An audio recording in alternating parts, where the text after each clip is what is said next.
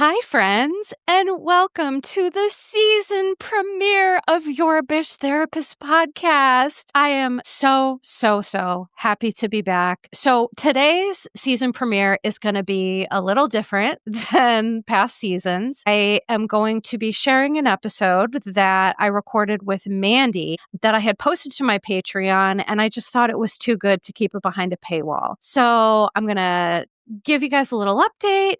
And then you'll be able to listen to that full episode after this. Little unconventional, but hey, reasonable accommodations is the story of my life. So I am so happy to be back. We'll, explain briefly. I just kind of fell off the face of the earth. And essentially what happened was my life seemed to come apart at the seams, and I couldn't cope, and I had a really hard time with my mental and physical health, and it was just a really challenging time. For those who didn't maybe hear at the end of last season, what happened was my house was under construction, which is now done, and it's beautiful and it's a privilege, and I understand that, but my house was a disaster, and that started the week my grandmother died. Now, my grandmother was 96. She lived a beautiful life. We're so grateful to have had her for so long, but quite frankly, both my grandparents, it doesn't matter if they were 150, never would have been ready for that, number one. And number two, I held her hand as she took her last breath, and watching someone you love die, it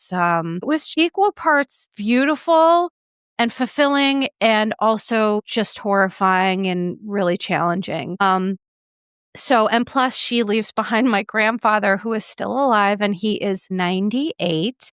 He just turned 98 in October. And without her, they were married for 75 years. And without her, he has dementia, and he's been more confused. And I am the closest person to him next to my grandmother. And so I've had to do a lot of work and caretaking for him. Now, he is in an assisted living. It's a beautiful facility. I feel really good that he's there. He's super happy, but, he needs me and I need him. And so it was just a lot to balance. And then my health was in an absolutely awful place. It's not super great now, but what I am learning to do is I'm just, playing hurt. No matter what it is, I just understand that unfortunately, due to chemotherapy that I had in the past for ovarian cancer, I've been on immunotherapy for 6 years for the chronic incurable cancer that I have now. That has taken its toll on my body. I'm probably coming up on a medication switch. I've had some cardiac issues as a result of the immunotherapy. So listen,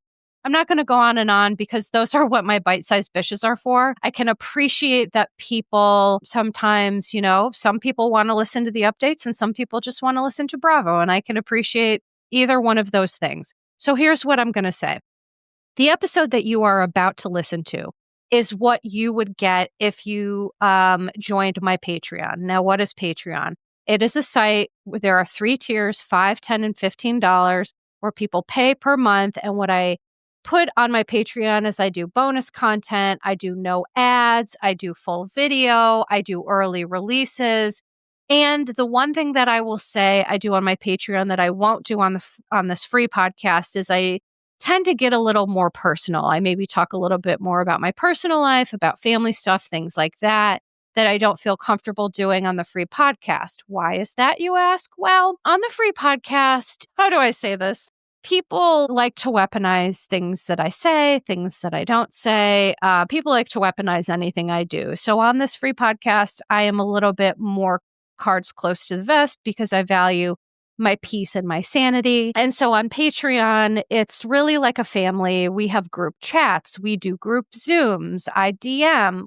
We really do have a kiki over there. So the reason I mention this is when I go on my breaks, if you still want to hear me, or if you want to hear more personal Bish or updates or just more off the cuff, head on over to www.patreon.com/YourBish Therapist. And we do group chats with the community and Zooms. We just had one yesterday. It was really fun. I tell some stories that I would never tell in front of a mic. So I spill a little bit of tea. And so if you would like to join the club, come on over to Patreon. And if not, that is no problem. Thank you for all of the ways you support me. And thank you for listening to the podcast. And the one thing I'll give a reminder of too is I'm really bad at promoting myself. So I'm going to do this at the top is if you are loving the podcast, please rate and, give a 5-star review, because what ends up happening is that I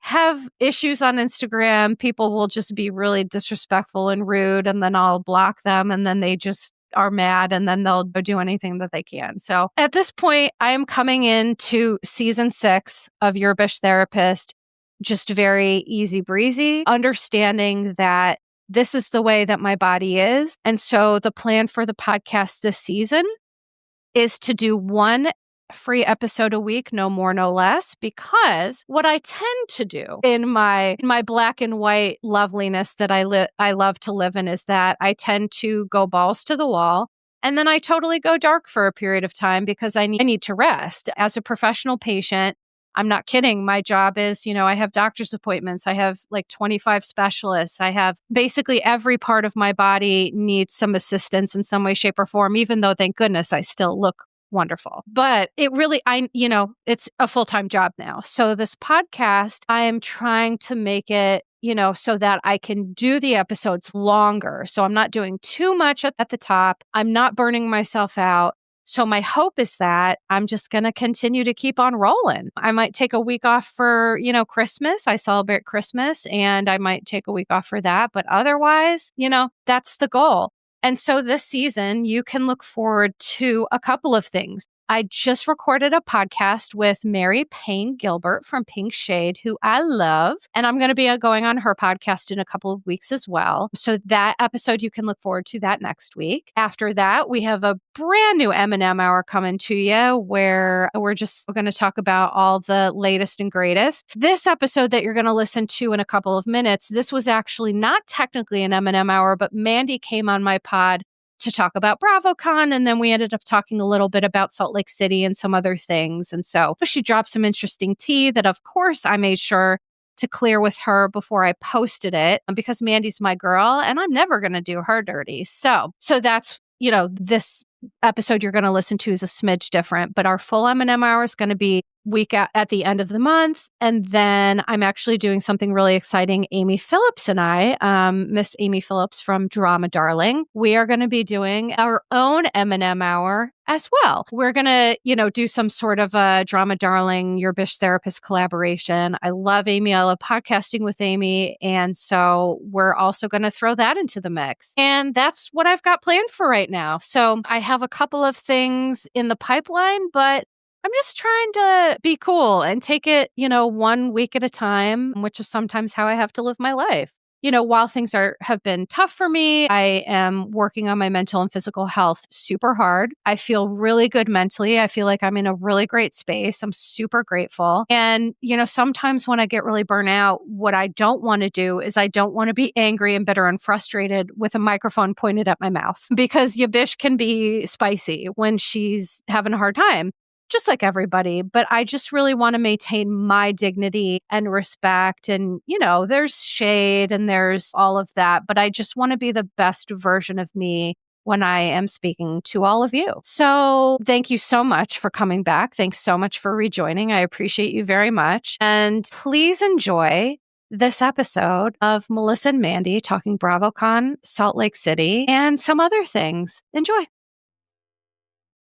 Hi, friends, and welcome to a very special episode of, it's not quite M&M hour, but it is an episode of Your Bish Therapist with our dear friend Mandy Slutsker. Hi, Mandy. Hi. Mandy is here to do us a solid because she went to BravoCon and I've never gone, and I had a million questions for her. So I thought, well, let's not also record the episode. Mandy is recovering and back to work, and I know it was a long weekend, so thank you so much for being here. And I just can't wait to hear about your experience. Yeah, I'm so excited to chat about it. What was your experience? Like, did you have a good time? Was it like everything you'd hoped it would be? What were your thoughts on that?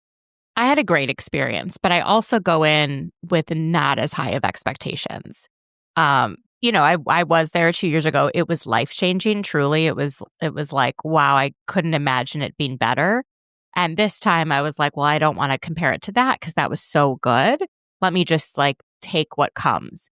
And I love seeing the other content creators. I love chatting. I mean, my favorite part, honestly, was meeting Louis Staples in person. He's from the UK and he's a writer for Variety and Rolling Stone. So being able to like hang out with him in person was so fun. And Brian Moylan, who's another favorite. So like seeing those people really made it for me. But I had an overall really good time. I know some people were critical because it was much more corporate this year, even than the years past. So like the bathroom, for example, is sponsored by Clorox. And I think that's cute. And it has bedazzled Clorox bottles. And I think that's fine. But then it got to the point where like every installation is sponsored now. And, it's, I'm just like, okay, enough. Like, stop trying to sell me things on Wayfair that were designed by whatever housewife. Like, none of that appeals to me. That aesthetic is not my aesthetic. And, or like the T-Mobile thing. There's just so many. It felt a lot more in your face than it was previously. And people say, like, obviously back in 2019 and 2022, where I wasn't in New York, that it was like not like that at all. Right. And it's funny that you say that because I personally do not like the commercializing. I get it, but it bothers me a little bit. And so watching BravoCon, there couldn't have been more housewives ads, right? There was like Heather Dubrow with the Clorox, the bedazzled bottle and everything. And it was just like, I definitely understand that like Bravo is successful and all the shows we love are successful. And so I'm appreciative of that. But there is something, I don't know, that takes away a little bit for me in that. But that's just kind of how I am. Like I didn't love the Below Deck and Salt Lake thing. Like I just like want my show to be my show. But I mean, whatever. I know you're going to talk about some of this on your podcast, but like what was some of your best moments there? Like aside from, you said, meeting some of the content creators and the people that you mentioned, but like, was there anything that really stood out to you that you were surprised? Yeah. So I got to have happy hour with Terry Maloney and Dana Weiland, I think is her name. So, which are Katie and Stassi's moms.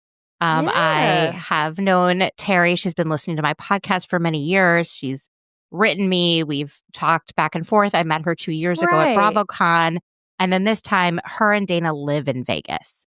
And they're like, she was like, if you want to grab a drink off the strip, like, let's do it. And we found a time and we went and it was so nice. First of all, I just love spending time with people that are like a generation older than me. I just find them so wise and interesting. And, it's like I miss hanging out with my mom. I still hang out with her friends. So it's just like kind of, I told Terry, it was like, it's just fun to be around a mom, And then obviously Dana she's lovely. And it was a little awkward because I was like, at least Terry said, she's like, oh, Mandy actually has a dog named Stassi. Which I was like, it's such an homage, but also, I could see. Maybe she was like, oh, Dana you named your is dog a after my hardcore dog person. I probably won't share on my podcast, which is, we did not talk about like Stassi that much. Like, we talked about their lives and, they have aging relatives and how to take care of them. And there's just a lot of like just day-to-day stuff. Dana did mention, we talked about Jax briefly. And she said, I said, well, it's just so weird that he doesn't talk to his mom. And she said, well, I can't comment on that, but I will tell you when Stassi first met his mom that she liked the dog. Stassi liked the dog. And she was like, oh, you like him? Want to have him? And that's how Stassi got the dog. What? She literally gave her dog to Stassi. Because Stassi was like petting it and liked it. Yeah. Jax's mom. Yeah. Like after meeting her one time. Well, so it's shocking to hear, but like, did that surprise you? Yeah. Yeah. I guess I thought that like, that is just such an unhinged thing to do. It's so unhinged. It's like, so unhinged. And do you want to take my child home? Yeah, we haven't seen her be unhinged on the show, right? So we were just like, oh, Jax has a normal family and he's just the weird one. His sister, and it's like, no, something's wrong with all of them. and here's the thing. That is usually not the case. If you see someone like a Jax, there is dysfunction around them. But what a lot of families are really good at, and I think probably Jax's family too, is hiding in plain sight. People with certain levels of pathology or types of pathology, they're really good at wearing like a mask. And, they're the PTA moms and involved in the communities and all this stuff. And then behind the scenes, things are very, very different. So that's very interesting that you bring that up. That, and it appears, and allegedly that, and this was not told to me by them, that Jax is in a long-term rehab facility, like at least 90 days. Currently? Mm-hmm. Wow. He hasn't posted on social media. He hasn't done anything. So that leads me to believe, and I heard from other people. I see. I mean, I hope he is, and I hope he gets well. I mean, I don't want to be a Jax hater, and everyone deserves to be happy and to, be the best version of themselves. So I hope he can find that. But that is some hot ass tea, Mandy. Oh, the dog or the Jax in rehab? All of it. The dog was insane. I have not gotten over it since she said that. And so the thing we really bonded over is like being obsessed with our dogs. And she was like, oh, where's your dog right now? I was like, oh, she's with the vet tech. Like, I'll never have her. I've never had her boarded. I mean, it's totally fine for people who do. I just like, for me, I'm like, my dog needs to sleep in a human's bed. Like when I'm gone, like with another human or like with other dogs or like with a child. Like she just needs to be around. Well, because normally she sleeps in the kids' bedroom at this vet tech. She just started doing it, and now that's where she likes to go. But I think this time there were a lot of dogs, and so maybe they all hung out together at night and like cuddled a doggy sleepover. Yeah. Oh my gosh, that is so cute. But I was like, I can't just leave her anywhere. And then Dana was just like high-five me, and she's like, I'm the same way. Oh my God. And she was like talking about all these things that she does for her dogs. Oh, but I wonder if like when you go to BravoCon, Stassi gets together with the rest of the dogs and is like, yo, my mom's at BravoCon and this is a lit time for me. I wonder like what. I get to let loose now. Yeah. So funny.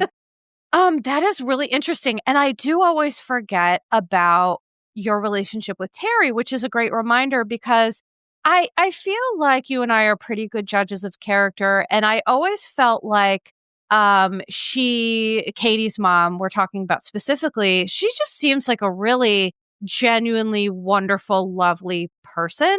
And Kate, at the end of the day, like she seems the same way. Absolutely. Yeah. She's rougher around the edges. She's a little harsher with how she phrases things. Mandy, you took the words out of my brain. I was like, she has sharper edges is what I was thinking. And her mom seems a little bit more soft.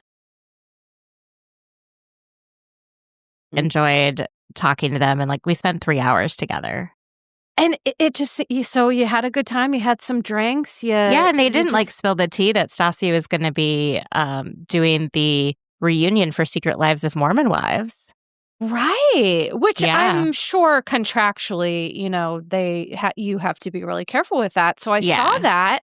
And you can confirm they did not spill that tea. But now we know. No. Now we know. You're talking about like other stuff. Also, Stassi's mom does jewelry.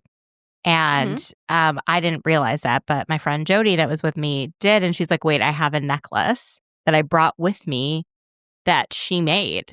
So I was like, wear it, see if she recognized. She recognized it within 2 minutes. She was like, is that my necklace?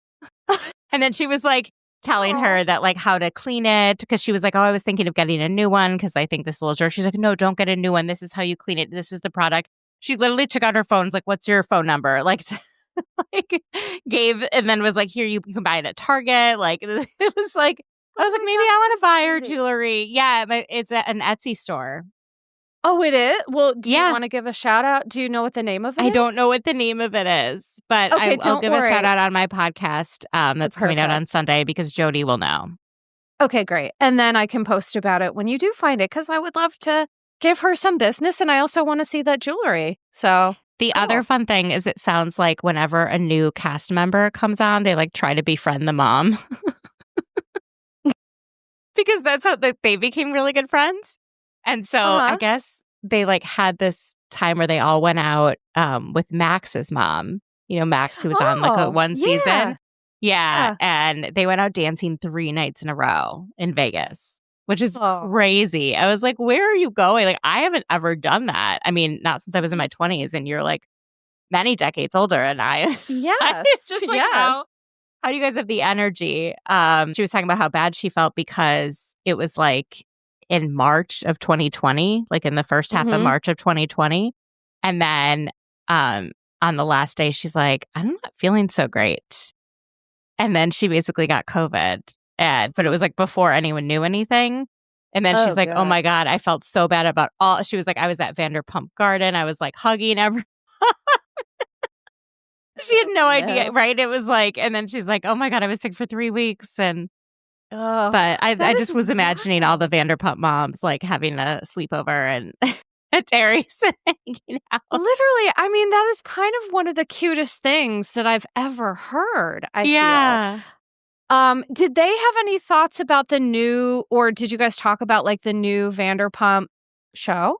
Yeah. I mean, they brought it up, or Terry was like, what do you think of it? I'm like, it's just kind of weird that they're like going to season 12. To me. Doesn't feel like a good formula.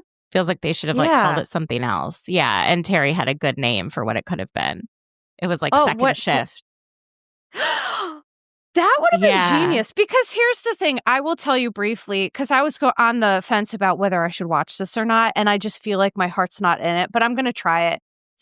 One of the guys, it was a preview, and he's like, you know what? I want to be an actor, but for now I'm waiting tables. And it's like, you're an actor right now. You're at your job. You're filming for your job. So it just feels like that shouldn't have been the platform, because that doesn't make any sense anymore. Right. So to me, I don't know. It just felt disingenuous. Like, call it something new. Like Yeah. Like even Saved by the Bell, they had like, the next, whatever it was called. I don't know. The college years. College years. Yeah. Like they did different stuff. It's like, you can't call it the exact same thing and just act like nothing happened. They did it with Roni, and I don't think it turned out so well. So sure didn't, because it's on a pause, baby. I think it's being unpaused. That was some news from BravoCon that they have cast Roni and they are starting to film soon. And it is filming around Sai, Aaron, and Jessel, I assume, because those were the 3 that were at BravoCon. Okay. So it's the 3 of them and then a new cast. And I'm assuming. Yeah. Okay. I don't know. So, okay. So going back to BravoCon, I mean, I could talk to you about this one interaction for hours, but obviously, we shall move on. But was there anything else super interesting from that meeting with them that you wanted to mention? No, just they're great. Okay. I guess it just really like human, like these are real people, and I've been thinking about how we treat the Bravo-lebrities and like kind of treat them like zoo animals, and everyone pushing people out of the way to meet, and it's like at the end of the day, these are real people. They have real families. They have real feelings. I felt that a lot when West posted like on the flight home that he was like scrolling social media and someone wrote something not nice about him. And he said he was just like, imagine spending 3 days like giving it your all, doing everything for fans, and then like read this. And it's like he really did so much. They went out of their way. I can't imagine how exhausting it must be to be them. To be on for 3 days straight because of exact situations like that. God forbid you're not on for 2 seconds and you meet a fan who's like, he was a dick. This and wasn't even that. It wasn't even that. It was like, I didn't see him. Oh. Maybe he wasn't interacting with fans. It's like, just because you didn't see him, I didn't see Kyle Richards. That doesn't mean she wasn't there. Right. Right? Like, right. I mean, like, why would you post something? I think people are so frivolous with what they post, and they also like to get engagement, and they'll say things about people as if they're characters. I'm guilty of it too, right? Like, we feel like these are characters on a show that are like written, as opposed to real people that have real feelings that will see what you write if you have a big enough following or if you tag them. And right. I don't know, it just makes me feel a little bit more empathetic to them. And Sure. And I'm just like, if anyone had any off moment or anything, which I didn't, like everyone was lovely. But I did feel like, for example, Vicky felt a little stiff. That was like the one word I could use to describe her. And it turns out she had surgery a week prior, literally 7 days earlier. She had some rupture or something with her breast implant that was a problem. And the doctor was like going to be out. And so he was like, you got to go under the knife now. And so no wonder she was standing so stiff. She had I think she bandages and stuff. Stiff. Yeah. And I was just kind of like, oh, that's Isn't weird. that Maybe she's uncomfortable. I didn't realize it was like she was physically uncomfortable and like in pain and not wanting to take pain meds. And so Christian told Christian Gray Snow, who's her podcast host, who's lovely, he was like, oh my God, I feel so bad. She's like in so much pain. And she's like not going to complain to anyone. She's smiling, and then it was really nice to meet like her boyfriend and her brother and her sister-in-law. And like, those are real people in her lives that she's close to that are fun and kind and kind of like along for the journey, just to be there to watch out for her. Right? Sure. Right. And I think it's interesting what you're saying is too, seeing the families and the friends. It like humanizes these people. Yeah. I think that the we family see is as really characters. It really does it for me. I mean, meeting Vicky's boyfriend, it was just kind of like he didn't really know what he was getting into, right? Like he didn't know about all this stuff. This isn't like his world. But he's there and he's happy to support her and whatever she, but he was like so chill, so like the opposite, I think, of like a lot of the husbands that become thirsty or the boyfriends that are thirsty. He wasn't trying to get photo. Like he was just like there in the background to like hold her stuff. And we ended up getting a photo with him because we're like, we had so much fun chatting with him. He was so nice. He was like, we said we were from DC. And he was like, oh God, like how was the shutdown on you guys? How did it affect you? And he said something about like, I hope next time they should just like put them all in a room and not pay them and they can't leave till they figure it out. Boom. That's amazing. I loved it. I was like, I mean, that's so smart, number one. But number two, I am grateful that Vicky finally got it right with a guy. He seems really like not into fame at all. Which is exactly what she needed. And here's the thing. I'm not going to lie. I'm not happy for Vicky to come back. I think personally that's a poor decision. She is under investigation for elder abuse, which is like, what are we doing here? But it seems, do you feel excited that she'll be back? Were you happy to see that? I'm really excited. I feel like her being back is more likely to let them allow Tamara to leave because like how else will you get her out? And I'm really over Tamara being on the show. Same. There's nothing authentic about her. Everything is a game to her. Everything's a chess move. She doesn't have any real friendships other than Teddy. Everyone else is just a like ally. It's not even like they're real friends. And watching Gina and Emily interact, even how they interacted with Vicky, you can tell that they're friends.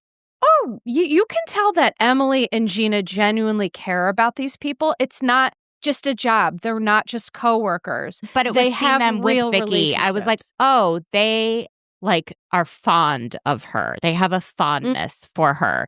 They giggle when she does something silly. And I was like, I would rather see those kinds of interactions than like the fake stuff that Tamara does, where I feel like she doesn't let people be themselves anymore. And with Vicky, like, I haven't seen any indictments like for her. Oh, and fair. Like, I'm not saying there have been indictments, but it has definitely been allegations and things like that, which obviously I don't know the full story on and aren't set in stone, but I just don't like her in many ways, especially kind of things we've heard her say about the LGBTQ community and things like that. It has annoyed me, but that you can't paint someone with a brush and say that makes her a bad person. I don't think that. I just don't happen to love it. But what I was saying before is you and I had texted about this, and I was upset because I thought her coming back meant they would keep Tamara. But your theory was that this will allow them to have her kind of gracefully exit. So we'll have to see. And you won't feel the absence in the same way because she is such a presence. Also, I think like her ego was so bruised. And I think the main problem with her is she started to think she was the show and she needed to leave and she needed to be fired for her to realize that like life goes on. And for her, life did go on, right? She met a new guy. She had a new relationship. She has, you know, all this stuff with her kids. She's very close with them. She continued to work. And then, you know, whereas when Tamara was fired, her entire life fell apart. She was a mess. She said she like couldn't get out of bed. You know, she was, and so it's like with Vicky, she has an actual full life with or without the show and is friendly with these women with or without the show. That's what I want to see. And with regards to the LGBTQ community, all I know is that she platformed someone who is a member of that community when she could have chosen any other podcast host. And she has Christian, a fan of hers that like she met and she was like, no, you're my real friend. I really feel like I can be myself with you, that you're not judging me, that we can have, and they were together the entire weekend. He's like a member of the family. He's so close with her. And it's very sweet. They have this like very sweet friendship that I find really like fun to watch as someone who knows him, but not her, you know? And those are such good points. And I do appreciate you bringing that up because at the end of the day, we can't get so entrenched in our views that we don't look at what's really happening. And, you know, for her and Christian to have such a kinship and, you know, that's a good point that I didn't, you know, think about. So I appreciate you sharing that. So who all did you meet there aside from the people that you've already mentioned? I met Bronwyn, met Vicky, Gina, Emily, Angela from Atlanta, Bud from Married to Medicine, met TJ and Bradley and Leva from Southern Hospitality. Oh my God, why is this so hard? Sierra, I met Sierra before, but I met her again. From Summer House. Is she like just as gorgeous in person? Yeah, she's like very thin, but like looks like that's just the way she was made, if that makes any sense. Whereas like no one else looks like they were made that way. They look like they were trying to be thin, you know, whereas she just, I think, just is. By GLP-1s, Yeah, I think she's just like, that's why she is a model, right? Like, I think she's just naturally, she's so pretty. Yeah, she's just genetically gifted, man. And I'm like, oh, I'm so happy for you. Yeah, I'm trying to remember. Oh, I met Erica Jane Sutton. Wait, did you see the news about Erica Jane? There was news that her lawyer was embezzling money. Hold on, now I have to look. You didn't see this. Okay, now I have to look this up. As we talk about it, I will find it. Of all of those people who you've met while I'm looking for this, who, like, what was your experience? Were there people who, you know, and I'm not asking us to talk bad about someone, but like, were there people who it was disappointing or people who you were pleasantly surprised by? Like, either way. Very pleasantly surprised by Mia from Southern Hospitality. She was just like very personable and was just chatting with people in the lounge. And I don't know, she was great. I met Michaels, had a long conversation with him about, you know, his experience with his family and coming out on the show and not having the support. And then now it sounds like on this upcoming season, things change and he actually is now much closer with his mom, which is amazing. But he told us that before the panel. He was like, no, like I just talked to my mom. You're going to see her on this upcoming season. I thought the Southern Hospitality cast was very just like normal people, kind of. Like they were kind of shocked that they were there, which I loved. I do appreciate that in a group. Like, you can tell there are certain franchises that they're like, this is my life and I'm the queen bee. And then I strongly believe that the reason why Next Gen New York was such a smash hit is all those kids on the show had humility and they were like, well, who am I? No one cares about this. It's the people, to me, when they buy their own bag of bullshit, to me, they lose their humility and they just become, I'm just not as interested. But I feel like when you're a show like that I think maybe doesn't get the credit that it deserves, right? That show gets lost in a lot of like Bravo stuff. I could see them being like, why are we here? I'm trying to remember. Now, I also met Katie Janela and her husband, Tom Oh. Sandoval and his girlfriend, Jesse and West, pretty briefly. They were very friendly. And I'm just trying to remember. It's hard.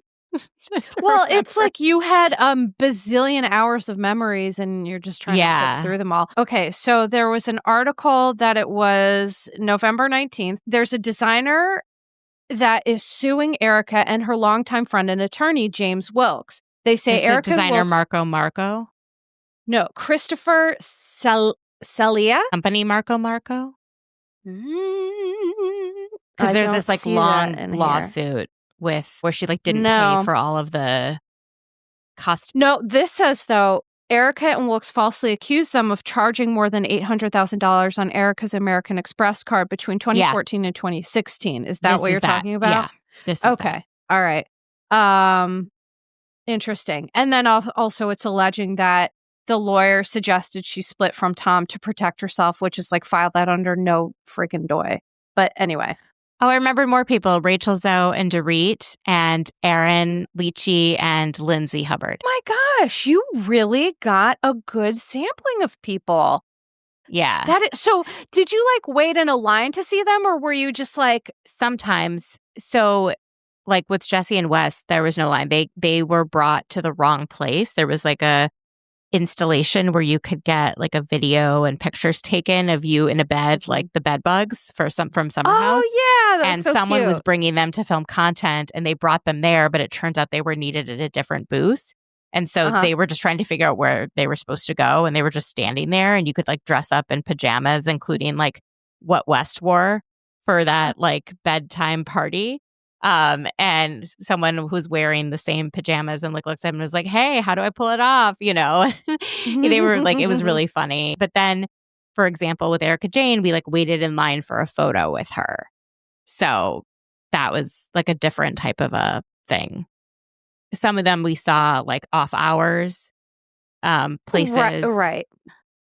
Were there any panels that took place? I don't know how that all works, but like, do you like go to watch some of the panels? Do you get to pick what you get to see? And then, okay, so tell me about that. I went to a lot of the panels. They were not as good this year, I think, as previous years. I think sometimes they try to get people to moderate who have connections with Bravo somehow, but like aren't actually good. I think the best moderators were Casey and Danielle from Bitch Sesh, Danny Pellegrino. Love them. Mm-hmm. And Rachel Lindsay. Those were who I also SE Cup was really good. There was an editors panel that was good. Yeah. That was really interesting. Mm-hmm. But I thought that the Salt Lake panel was the most fun, and that was so funny because they weren't allowed to talk about the current season. So I was like, oh my God, how are they going to do this? Well, Casey and Danielle kept showing these hilarious clips and then like asking them really funny questions, and they were making fun of each other, and it was very fun, and there's shade through, you know what I mean? But they were all like so themselves. I think my favorite moment of that was in the audience. There was a trans person who was asking them to do the chant of protect the dolls, especially because Bronwyn's been so outspoken about especially trans rights. And like everyone was doing it, and Mary looked just like confused. She like had no idea what was going on. It was the best.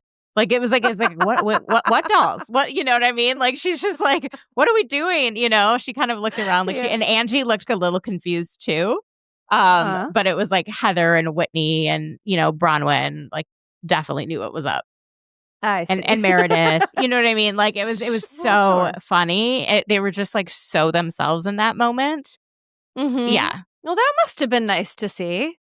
That was great. Authentic moment. It's so on brand for Mary and Angie to be like confused Bobbsey twins. But was there anything that from all the panels that you went to, was there anything that really stuck out to you that was like super surprising? Or I don't know, there's something that just, yes, tell me. The Traders panel.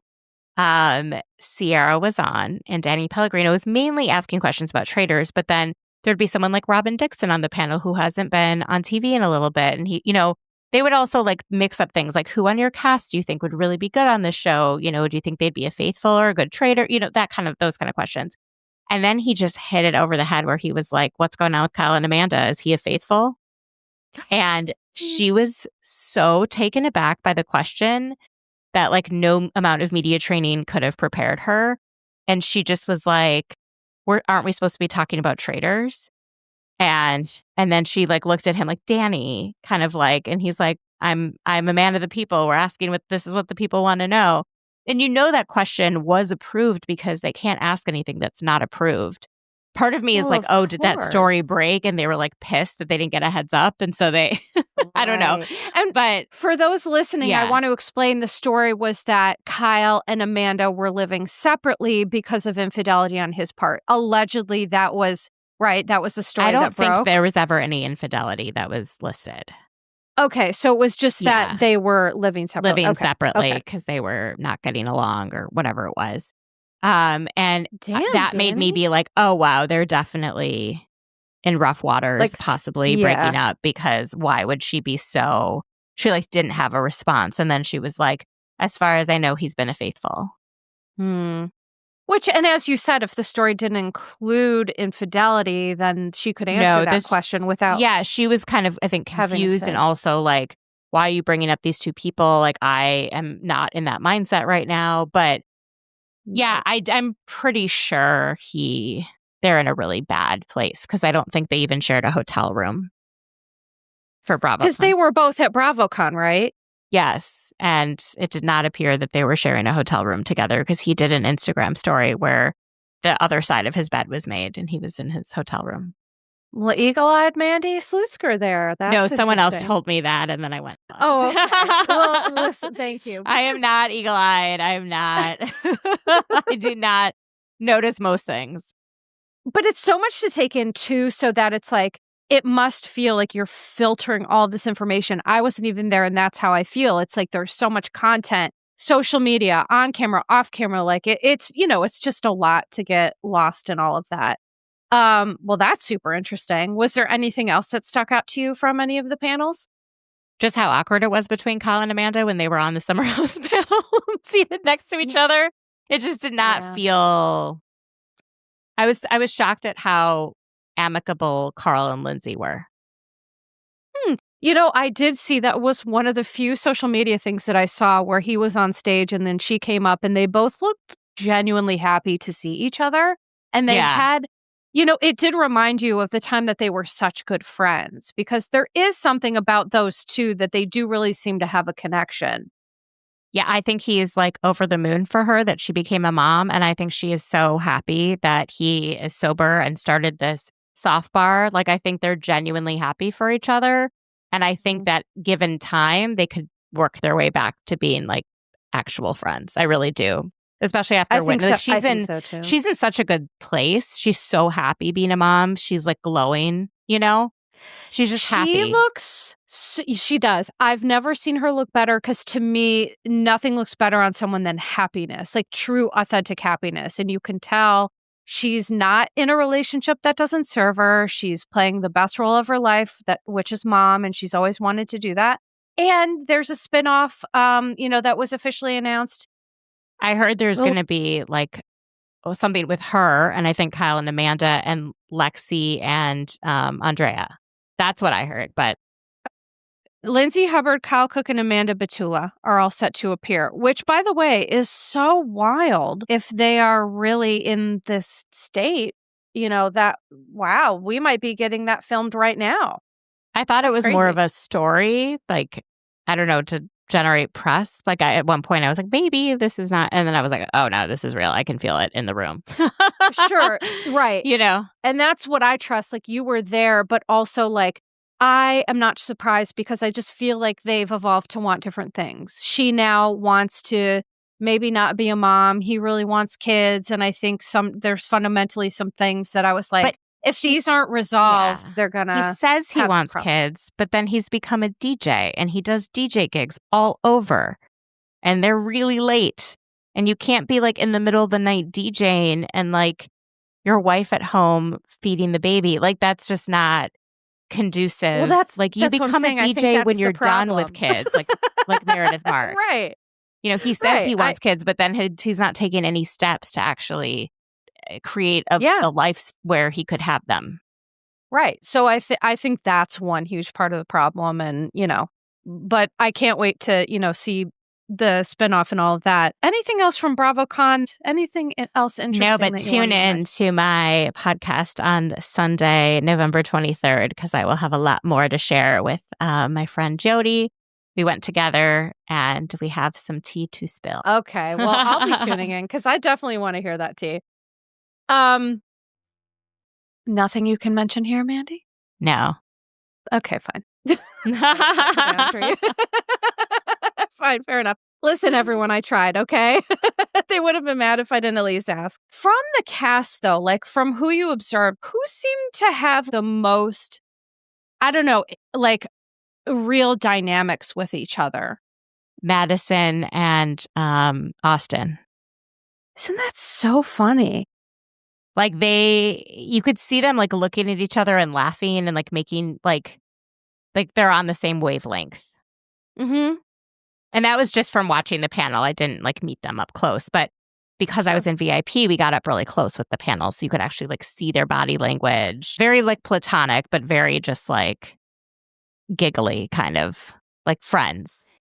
Sure. They had the Bravos or whatever that I had watched. It was like one of the things that aired. And they were nominated for like best twosome or some sort of like dynamic duo. I saw that. And it was so interesting because they didn't win, but you could tell they looked at each other and they were both pissed, but like in a funny way. You know what I mean? They were like, oh man.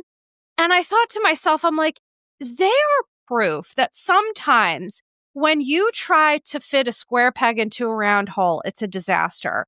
But when you let a relationship be what it's supposed to be, it can actually be quite a beautiful thing. I just feel like they have such a kinship, but they weren't meant to be romantically linked. Totally. And he even said, like, wait, like we could have just been this way the whole time. Right. My best friend was here the whole time. For real. Yeah. For real. So I definitely see that for them. And I'm just so happy that Madison has her family. And by the way, Southern Charm premieres. We're recording this as of Wednesday and it's premiering tonight. Bapa-doo. I am very excited. I cannot wait. And so I can't wait until our next M&M hour. We'll be able to talk about that. Yes, for sure. But for now, so in the last couple of minutes, let's talk a little bit about, because you watched Salt Lake. Mm-hmm. And the last episode of Salt Lake was so bonkers to me. So good. It's literally the best show on television. Every time I watch, I'm like, this is the best episode. Like every single episode. I'm like, this is so good. Yes, a lot of people are feeling that way. That's what someone commented on my Instagram. They're like, this was the best episode ever. And I was like, I mean, Salt Lake really is firing on all cylinders. But what's so crazy is that we're seeing Mary have this introduction back to her church as this docuseries is about to come out in January about her being a cult leader. And Mandy, I don't know how I feel about that because I have really come around on Mary, as you know. Okay, here's my question though. Would a cult leader really close the doors on their church for 2 years, or would they find another place to do it? Listen, that's a good question, but I can say it depends because the one thing I can say about cult leaders is self-preservation is very important to them. And they can't persevere if they're caught for things. And so listen, I don't know if you remember this. I did an episode. It was all the way back in season 1 that was called There's Something About Mary Cosby. And I did a full deep dive on the church and her family and all that stuff. And unfortunately, there was a video Up and Up with Adam. He did a interview with Mary's mom. And Mary's mom has since passed because she said in the Salt Lake episode, which was really sad, that she was not invited to the funeral, which I mean, that just broke my heart. This is her mother. This is terrible that the church came in between them. So if anyone's interested, go back and listen to that. So you're saying you feel like it's What are you saying? What do you feel about Mary? I That don't know. it's not necessarily I don't true? know. There's been like rumors, but there's never been any definitive like, hey, this has happened. Here's a real lawsuit where they are liable for something and I have all of the proof set up. It seems I don't know. This is like a terrible analogy, but you know, people are like, oh, Janet's super manipulative on the Valley. Mm-hmm. But like people are allowing themselves to get manipulated. Right. Yes, You know what I but mean? then Like, I do. Because it's then when it comes to cult stuff, though, you come into the psychology of manipulation and things like that, I see what you're saying. But I also think that with this sort of stuff, you and I both know that you can be doing something like this and not have any active lawsuits because it's hard to prove, especially yeah. like the psychological, like But the stuff that they're talking about, there has to be more proof than just this like rumors, right? Like it's just there has to be more if that's really what's going on. What I don't know a lot about is like Black churches, truly. And, you know, I've talked to Taria, who does What Else Is Going On podcast, and she explained to me a lot of different customs within a Black church would be considered, you know, very inappropriate in a different kind of church. But in a Black church is customary to like, you know, gather money or shower a speaker with money, like a lot of money.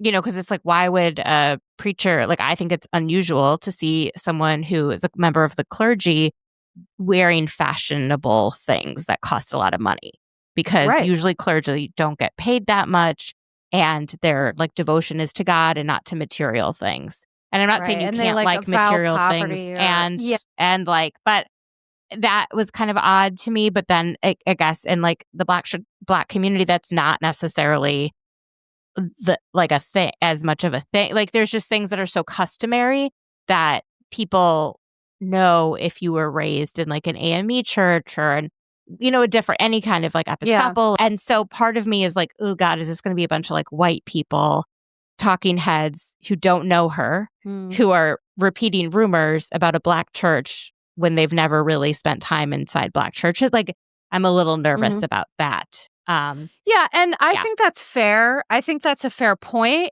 and I think it's fair to be concerned about. There needs to be appropriate people speaking to this, not just a bunch of white talking heads kind of, you know, making judgments about a culture that they're not informed about.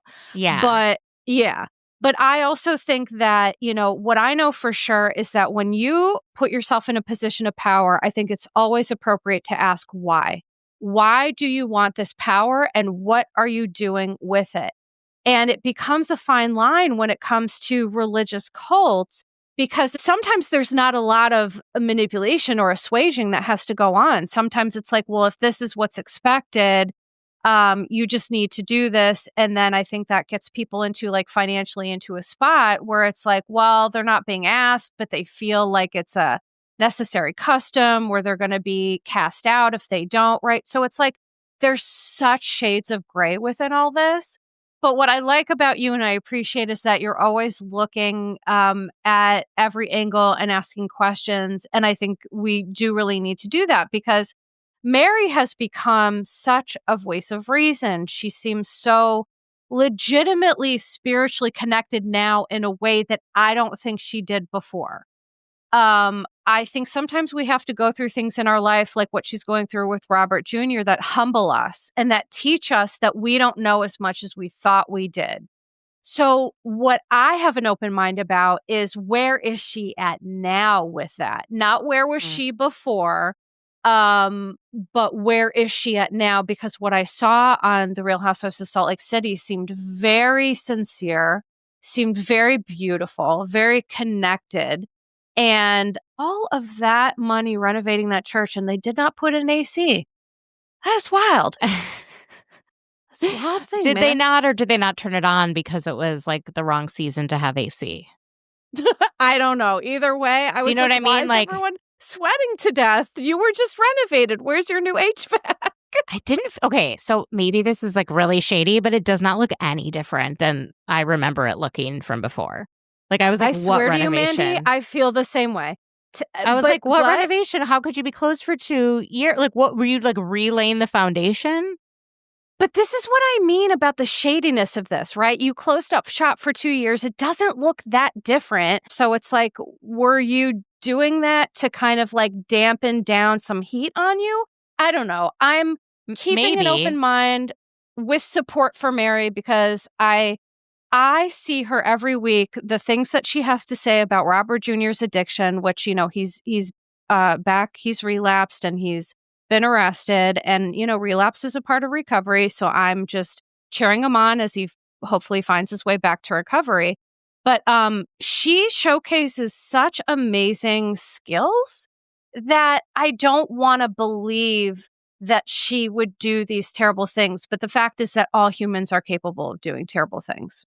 We are. Oh, yeah. Yeah. No, for sure. I also think it's weird. Was she not practicing during this time? Because, you know, when I was a child, our synagogue underwent a renovation when I was very young. And I remember we went to a different community center for services. So, you know, or a pipe burst and then you do it somewhere else. You don't just like stop Mandy, worshiping just because the building is not being used. We belonged to a Catholic church growing up that they were doing renovations, and then we had church in a high school gym. Literally, we were in a gym. So that's also a good point, but speaks to what I'm saying. It's like, it seems like she ducked for cover for 2 years, and I want to know why. Is that real, or am I just misinterpreting that? Because that seems really odd to me. But listen, TBD. So with Salt Lake, off the top of your dome, what are some, you know, things that stood out to you, stuff that really, like, I don't know. What do you think? I think all the Bronwyn and Todd stuff and Bronwyn sharing about her marriage is really interesting, especially when he got so mad. I didn't feel like she was really talking about their sex life to Whitney. Maybe there was more that she said. She wasn't like talking about what they do in the bedroom. She was talking about, you know, maybe he has other interests and maybe I would be open to him, you know, having more of an open marriage or whatever it is, like some sort of agreement. That didn't feel like anyways, he took it very bad and he was kind of like, no, that shouldn't go anywhere beyond our walls. And she's like, but it's important for me to be able to talk to my friends and for them to be able to relate and say, you know, I've been there too. I think he has control issues with her. Major. Major, girl, major. And he's so dismissive of when she's crying. It feels exactly like when she must have been a child crying and her mom showing literally like no emotion or any sort of ability to console. Yeah, that is very weird. Also, the Lisa and John Barlow stuff. It's like she's refusing to hear him and he is being very articulate. He's saying, you know, were you telling Henry your thoughts or were you telling Henry how to think? And then he said he laughed when she said she was a great listener. She actively overtalked him when he was talking, but saying she's a good listener. And I was like, you're doing it right now. What? And he was pointing that out, and she was just like unable to take it in. That was weird. And then the Britney and Jared stuff was like, fuck up. I was like, this is exactly how I remember certain relationships in like middle school and high school. This is not how adults behave. When adults behave this way, one person needs to exit and one person has to determine that it's time to exit. It's not cute. It's not funny. I didn't like seeing him at BravoCon. I didn't like that she kissed him at BravoCon. Like, I didn't like any of it. I don't care that he's your friend. You should completely cut him out of your life. Boom. And he should cut her. Oh, for sure. Yeah. Mandy, I could write a clinical dissertation on that one scene. I'm not joking. The thing that stood out to me the most that I wanted to mention is that, so Jared, what I noticed, he drops his voice an octave when he's on camera. And that is something that people do with certain personality types. They do to manage impressions because I think he wants to be seen as very manly. And so he drops his voice and he speaks in this deep, reasonable voice. But what he's saying is so egregious when he was like, I need you to be stable for 5 minutes. I'm like, that elicits never talking to him again. That Britani should have been like, give me my shit, deuces, don't call me anymore. But they have what you so eloquently said is like a middle school toxic addiction to each other. They're addicted to the crying, the fighting, the anger. I hate you. I love you. It's apparent to me that it's toxic garbage, what they have. It's so absolutely messed gross. up. I don't know where it is along like people's development where they think, oh, well, we love hard, but we fight hard. Like that only happens when you really love someone. I'm like, no, actually, that's not true. You can have disagreements without everyone ending up in tears. And that can be very deep love. It's very, the whole thing was weird. And I actually, when he said, like, I'm looking for someone stable, I was like, great, she's not the one. So stop with her. You know, I thought he had a really good point. I don't think she's stable. But here's the thing. Then what does that say about him? Both of them are the same. And mind your business. Right. That's what I'm saying. He is just doing the same things as her, but trying to gaslight in real life and being like, you're unstable, which, by the way, the other thing I did not like. Well, and fair, she's not. But someone who loves you is not supposed to say that or hold that opinion of you, number one. Number two, he weaponized therapy speak, which tells me he's a complete douche. He said something like, you freeze, flee, and run. And it's like, first of all, that's wrong, what you're saying. And second of all, you're taking therapy speak and you're weaponizing it, which nothing makes me more angry than that. I feel he's manipulative. I feel like he's controlling. I cannot stand him. And I don't like that he was at BravoCon. But Britani should be embarrassed at this point that she continues to choose this man over her children. Although her child was at BravoCon, and that's who she spent the most time with. Yeah. Oh, Olivia good. was there. Okay. And like people were like seeing them together all the time. And I think she didn't want to be like as public, the daughter, like going in all of the places. But yeah, she was there. I think she stayed in Britani's room. Super happy to hear that. Okay, because really, Britani needs to be with her kids, leave Jared, and she should be embarrassed at this point to be staying with someone who talks to you. I mean, and if this is what he's saying in a 5-minute snippet, imagine what he's already said to her all these years, what he says to her off camera. I mean, it's totally insane. And the other person that brought their daughter, who was like kind of who I didn't see anywhere, was Shannon Beador's oldest. Sophie was with her the whole time, I guess. I heard that like, and they have these cute pictures where like that was her guest for the tapings of Watch What Happens Live. And you know what I mean? That was the person who was hanging out backstage. So I thought that was very sweet. That is sweet. Shannon seems to have such a lovely relationship with her girls, which is really beautiful. And Archie Beador won. There was like the best, like, the best doggy pet or whatever. Yeah, that was so good. Come on, Archie. That's like Bronwyn's dog is fine, Cha-Cha's fine, but I mean Archie Beador is just a literal icon. So such an icon. So before we wrap up, any other things that you wanted to mention about Salt Lake? Any of the other series? Anything else? Okay, so I really liked the party that they threw for Britani. I thought it was so funny, and I thought she handled it in good stride. When Angie was like, thought it would be really fun to like make high body count hair, and like, I think she would find it funny. And then they did. That was so fun. I loved it. I loved the like stuffed animal making station. Like all of it was. I love that Mary didn't write a note. Or didn't like share a note. But it turns out that Mary and Britani got into an argument on the boat, and Britani told Mary, "You're the least Christ-like person I've ever met in my entire life," which is a really nasty thing to say to someone whose like whole life is about Christ. I think Britani says really mean things because she's like feels insulted, and then she feels she has to fight back. Like that's what she did was sharing the stuff about Meredith. Also, by the way, like, I do not think Seth cheats on Meredith. Like, I think he's literally obsessed with her. At BravoCon, she was DJing. And by the way, I think she just like presses a set like that somebody else put together. I know she does. I found out who the person was that does her set. But he's sitting there and he's like, if you know the words, sing along. And it was like, my heart will go on to like a club beat. It was so funny. Oh, jeepers. And he's just like hyping her up. Like he's so into her. He's like staring at her, like how great she is. And she's just like, You know, it was Which so makes funny. it so, I agree with you, and I hear what you're saying, and I do agree, and that's what makes her reaction so ridiculous, because it's like, you made me think, I thought at first it was silly, and then her reaction made me think it was true, and I don't think it is true, but your reaction was so giant that you made yourself look ridiculous. I think she's so upset because, you know, other people on the show, their husbands have had major impacts from them being on, like Justin and Whitney, right? He lost his job because of Seth. Like, I think because Seth has a real corporate job, she's very worried about his reputation and knows that once something is out there, it like is really damaging. And like, she's very protective of her family. She's very mama bear. She's like, you're going after my family. Like, it Yes. felt very protective.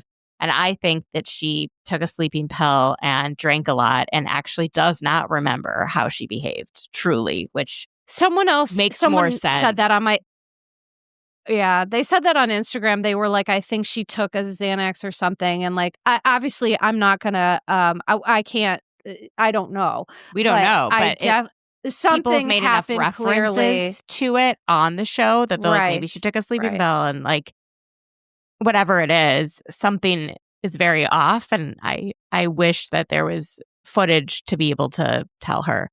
I heard a rumor that she had actually gotten suspended after this event. But then they to like She was investigate back. briefly, but I have no idea. Okay.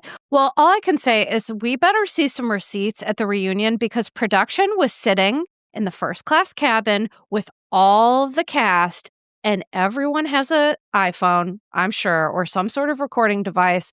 And if there is not some sort of something about this, I swear I'm going to lose my mind, because that makes me crazy. Mandy, thank you so much for taking time out of your very stressful and busy life of being a badass bitch at work and just, you know, crushing things. So thank you so much for sharing this with me, with everyone else. I cannot wait to hear what you have to say on Sunday. I will be tuning in, so please tune in as well. Let everyone know where they can find you.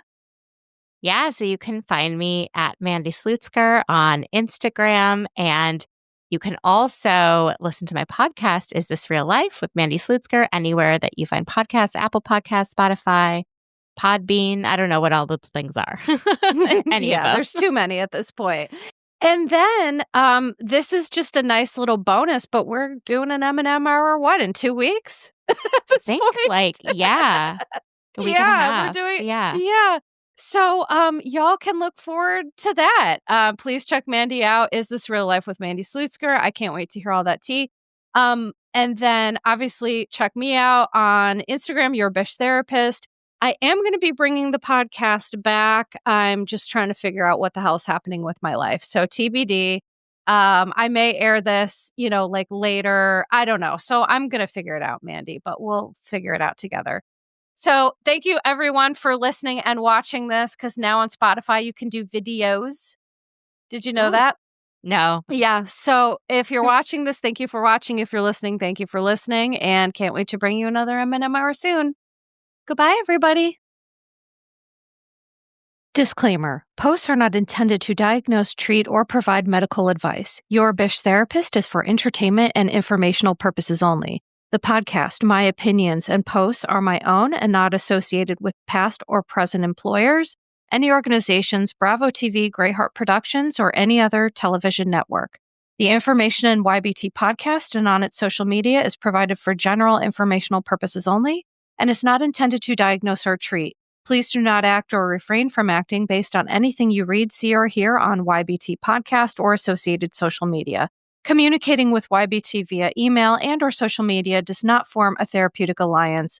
Melissa, operator of YBT, is unable to provide any therapeutic advice, treatment, or feedback.